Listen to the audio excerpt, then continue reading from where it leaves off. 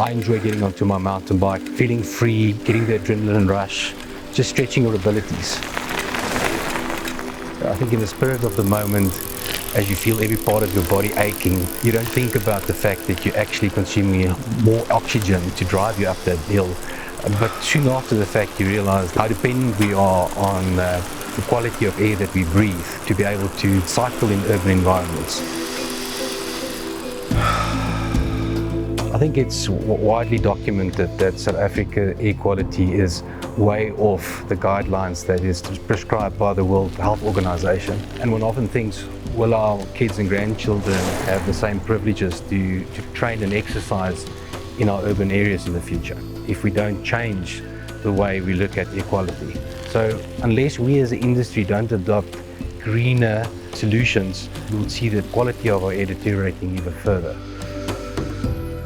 As a leader in the logistics industry, it's our job to keep the supply chains flowing, but we also need to do that responsibly.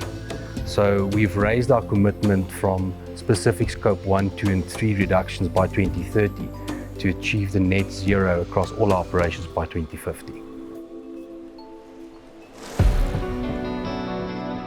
I think the reality is, while we wait for the commercial models around the renewable sources to mature at a level where it's more cost competitive to implement, we need to start with incremental improvements with the technology that we have at hand and available to use today.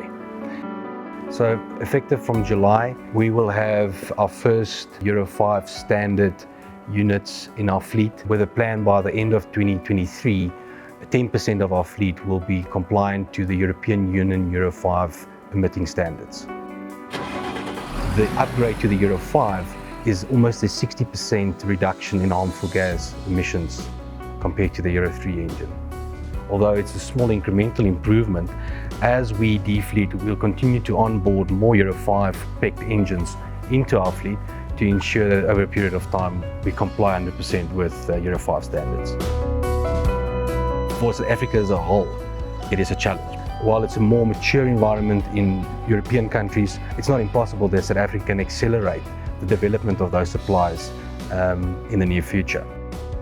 If we could influence the industry to accelerate the adoption of the technology that we have at hand and available to ourselves, we can immediately start influencing the contribution that the transportation industry is having on the quality of our air in our urban areas, and ultimately having a positive impact on our future generations.